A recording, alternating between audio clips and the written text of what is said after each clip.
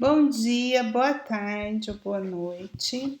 Espero que todos estejam bem. Mais uma quarta-feira aqui, nós estamos nesse estudo, o estudo da série psicológica da mentora Joana de Ângeles.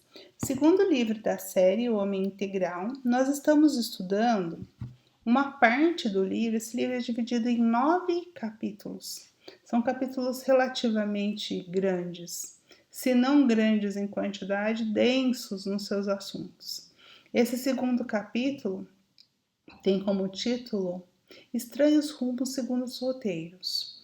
E nós estamos estudando uma parte que a mentora denominou Ódio e Suicídio. E nós estamos caminhando já para o fechamento dessa parte, né? Não sei se encerramos hoje necessariamente, acredito que não, mas já estamos no fechamento dessa parte sobre o ódio e o suicídio. A mentora nos falou sobre a questão do ódio, no sentido de que o ódio, ele não nasce ódio. O ódio não se faz sozinho. O ódio é o produto de um processo. Então, existe um processo que vai culminar no ódio, e o ódio, quando é projetado para algo ou alguém, pode trazer consequências funestas até, e na impossibilidade de não projetar. Muitas vezes angariamos, né? O ser humano angaria esse ódio e não consegue projetá-lo. O que ele faz? Ele projeta esse ódio para si mesmo, que pode culminar então no extermínio da própria encarnação, né? Na finalização por conta própria da própria encarnação, aquilo que a gente chama de autocídio ou suicídio. Então, no último encontro, nós discutimos essa fala da mentora que diz que, falhando a terapia profunda do segmento do enfermo, o suicídio é o próximo passo, seja através da negação de viver ou do gesto covarde de encerrar a atividade física. Então, nós comentamos essa parte dizendo o seguinte, que para tratar o ódio, aquele ódio que foi gestado, né? Quando eu falo processo, isso a gente vai gestando isso dentro da gente. Não sei se vocês se lembram que ela deu uma linha para o ódio, que o ódio começa de um sentimento não digerido. Então, o que é um sentimento não digerido?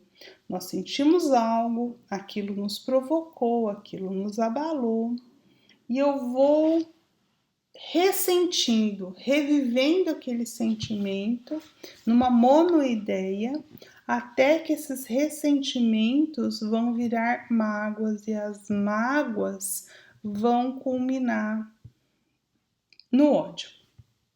Bem, e aí, quando eu já estou na fase do ódio, é preciso, isso é uma energia muito densa, então é preciso trabalhar com terapia mesmo.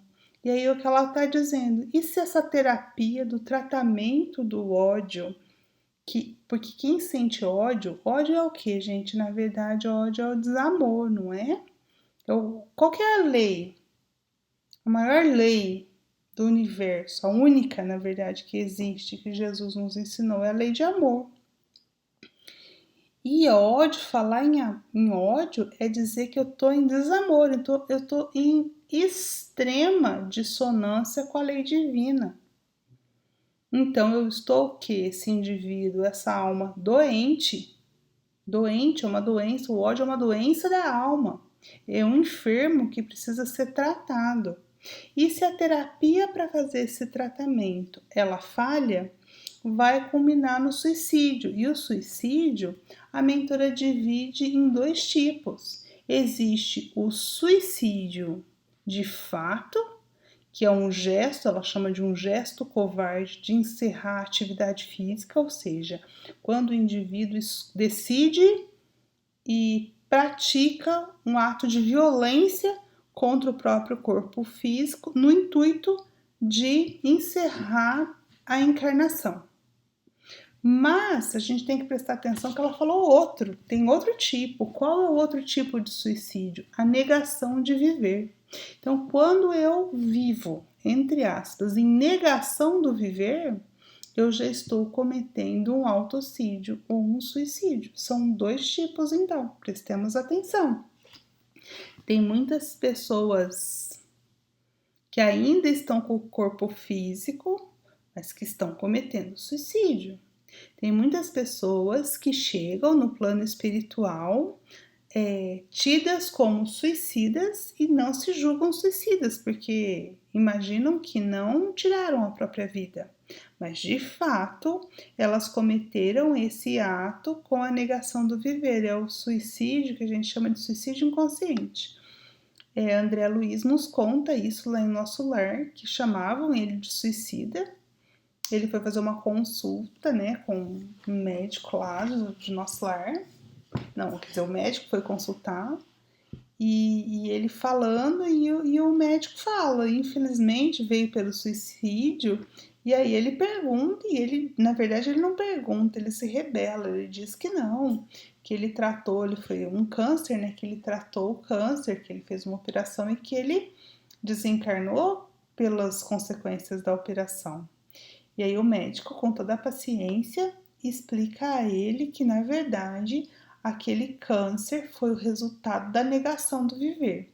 Aí quem quiser mais detalhes pode ver lá, né? Pode ler lá em Nosso Lar, mas tem todos os detalhes, ele vai explicar qual foi o ponto, que foi uma sífilis, e ele vai dando as consequências até que culminou no câncer e na cirurgia que veio a ceifar a vida física daquele que a gente conhece como André Luiz, que é o nosso repórter do além.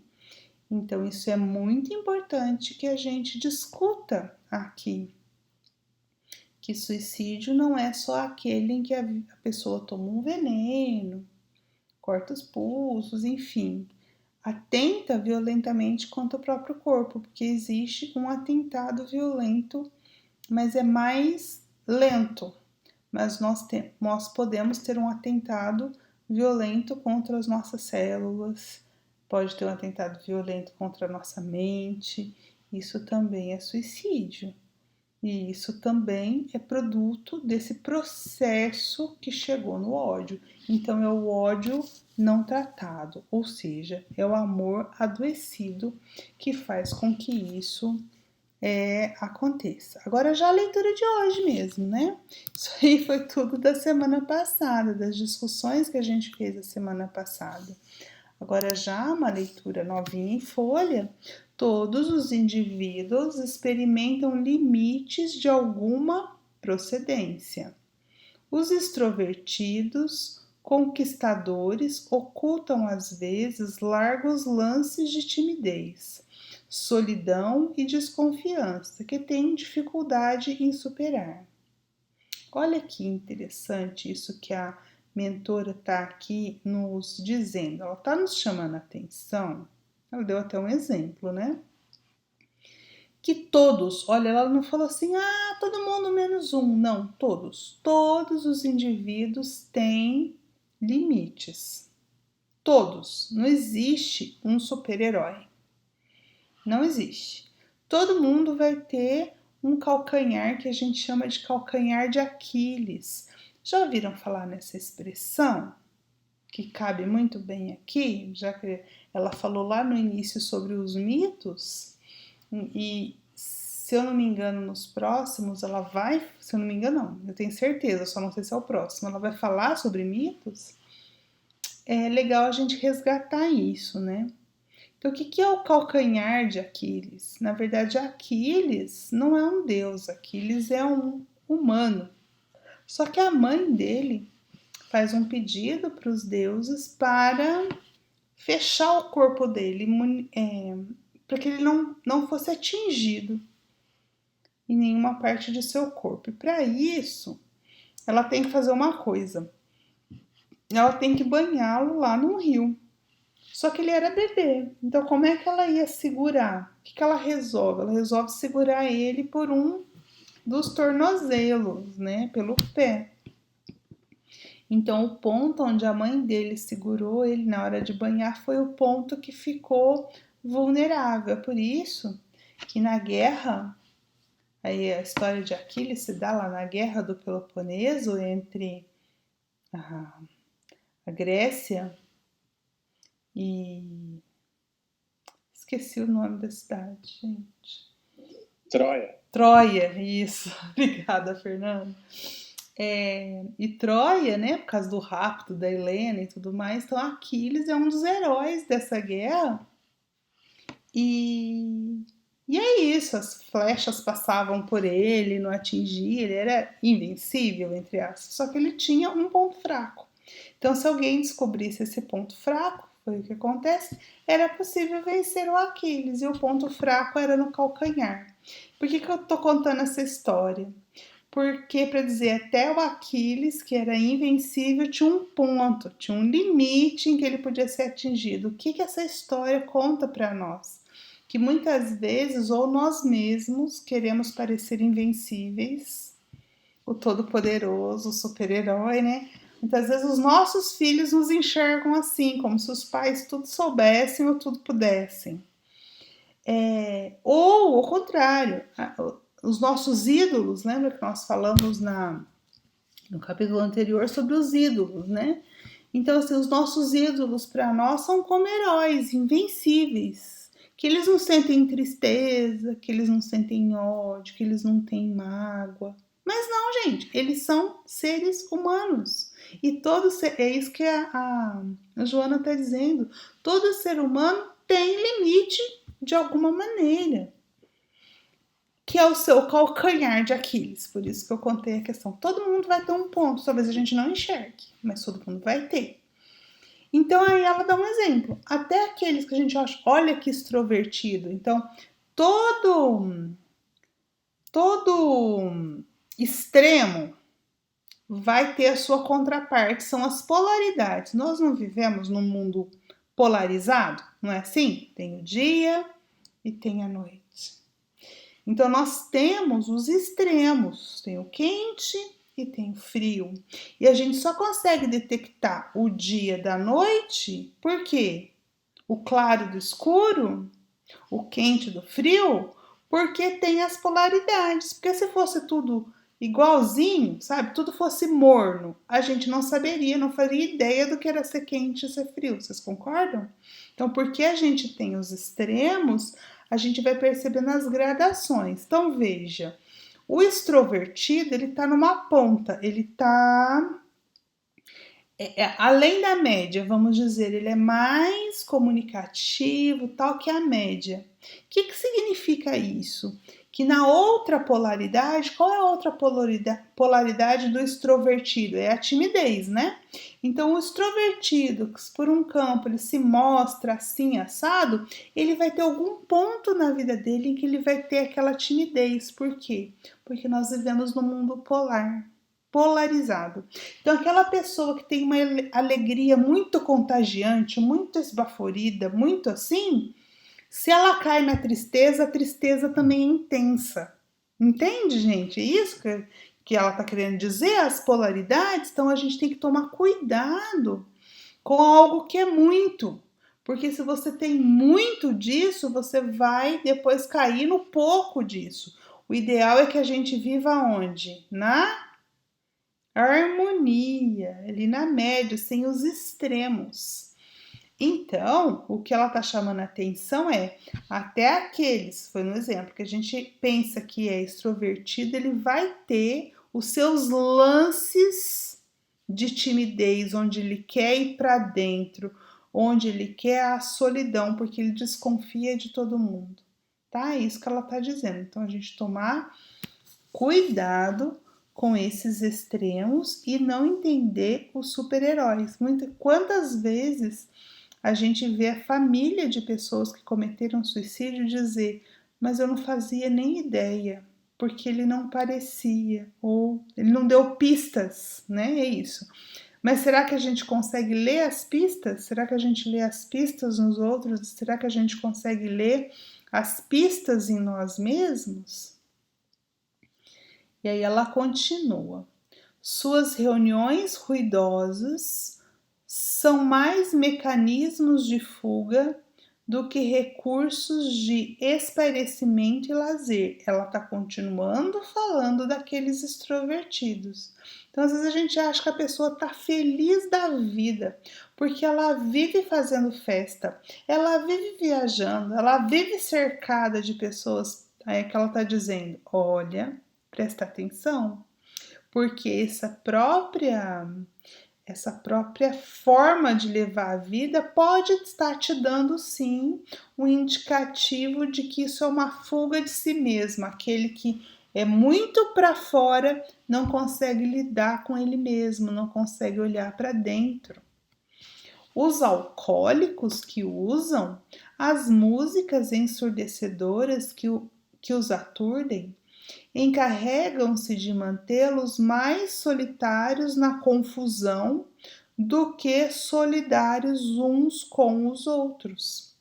As gargalhadas, que são esgazes festivos, substituem os sorrisos de bem-estar, de satisfação e humor, levando-os de um para outro lugar nenhum, embora se movimentem por cidades, clubes e reuniões diversas. O ser humano. Perdão, gente, tem um ponto. Embora se movimentem por clubes e reuniões diversas. Olha o que ela está destacando ainda no exemplo dela, da extroversão.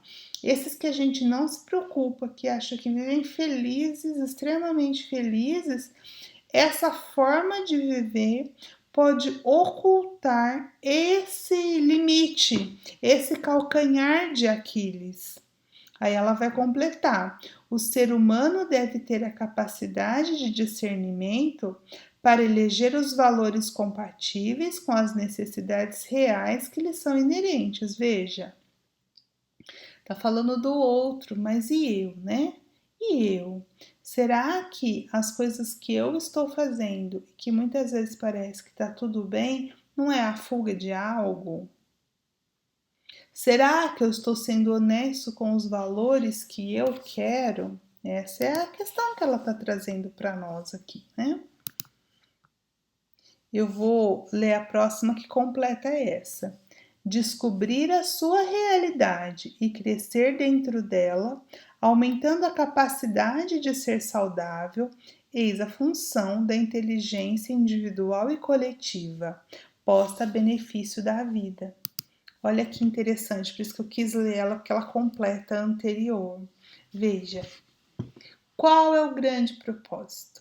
O grande propósito, porque você fala assim, nossa, o que é o meu propósito de vida? É ser feliz, por exemplo, né? Se for isso, ser feliz, aí a pergunta que a gente vai fazer é assim, e o que é ser feliz para você? Né? Boa pergunta, não é? O que é ser feliz? Ser feliz é estar saudável, estar bem consigo mesmo, ou ser feliz é ter dinheiro, é ter uma família, é ter ou ser, né? Essa é a pergunta que a gente tem que se fazer. Então, dependendo do meu parâmetro de felicidade, lembre-se do evangelho, né? A felicidade não é deste mundo. A felicidade completa nós não vamos alcançar nesse mundo, nesse atual estágio. Porém, nós temos momentos de alegria. Ou seja, nesse mundo nós passamos por altos e baixos. Então, o que é importante é descobrir nossa própria realidade, ou seja, aquilo que eu estou bem, o roteiro seguro, exatamente, Maria Lúcia. Aquilo, né, que eu me conheço, eu consigo saber das minhas potencialidades e das minhas fraquezas. É isso que ela destacou. Todo mundo tem fraqueza. Todo mundo tem o seu ponto fraco e todo mundo tem o seu ponto forte. Então, como eu posso trabalhar o meu ponto fraco, conhecendo esse ponto fraco para ir melhorando, para fortalecendo esse ponto e fortalecer ou estar bem com as minhas potencialidades e fazer com que as minhas potencialidades possa servir para algo maior do que eu. Vocês concordam que esse é um propósito interessante? Quando eu penso só em mim, aquilo fica centrado em mim, mas quando eu coloco a minha força de trabalho, a minha potencialidade para transcender o além do eu me sinto o quê? Pertencente ao mundo e importante ao mundo. A Graça está falando uma frase que ela fala pra gente, né? Há algum tempo, eu sou o que sei de mim até hoje, isso mesmo. Então, gente, descobrir a nossa realidade e crescer dentro dela, não querer parecer aquilo que eu não sou, mas reconhecer o que realmente eu sou e usar isso ao meu favor. Então, assim nós vamos aumentar nossa capacidade de ser saudável, porque o que é saúde? Saúde é o completo bem-estar físico, mental, social, segundo a OMS, Organização Mundial da Saúde. E eu vou acrescentar, espiritual, né? Que a OMS não coloca espiritual, mas aqui nós podemos colocar. Então, ser saudável é estar em harmonia nesses aspectos, o material, o físico, o mental, o social, porque nós convivemos com o outro, e comigo mesmo, com a minha alma, com o meu espírito, né, com a minha transcendência.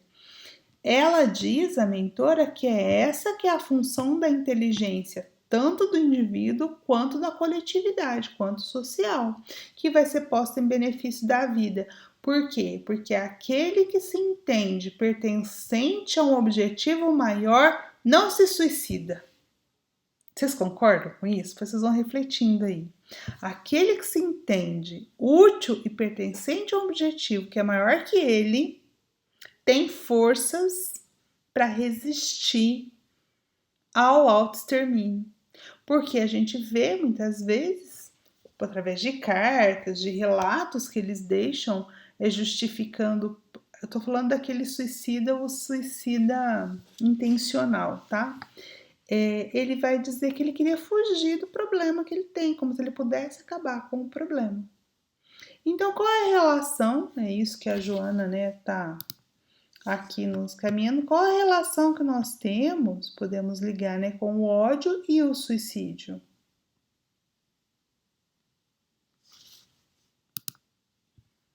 Que o ódio é resultado de um processo que começou com um sentimento negativo, que foi sentido muitas vezes, ressentido, culminando numa mágoa profunda que vai gerar o ódio, que não tratado vai gerar um sentimento de violência para consigo mesmo. Então, essa relação que a gente tem do ódio culminando no suicídio. E uma prática eficaz contra ou preventiva do suicídio é o que? Nós entendermos a realidade na qual nos encontramos como seres humanos, passíveis de erro, com as nossas potencialidades, com as nossas fragilidades e colocando o nosso objetivo em algo que é maior que nós, que transcende a nós, que é o bem individual e o bem coletivo. Como é que eu melhoro a humanidade? Melhorando primeiramente a mim mesma. É isso, gente, a leitura de hoje, né? Espero que tenha sido bom para vocês. Para mim foi. Gostei muito dessa leitura, de fazer essa reflexão sobre o autoconhecimento como preventivo ao ódio e, consequentemente, ao suicídio. Até semana que vem. Semana que vem acho que a gente consegue terminar essa parte do segundo capítulo.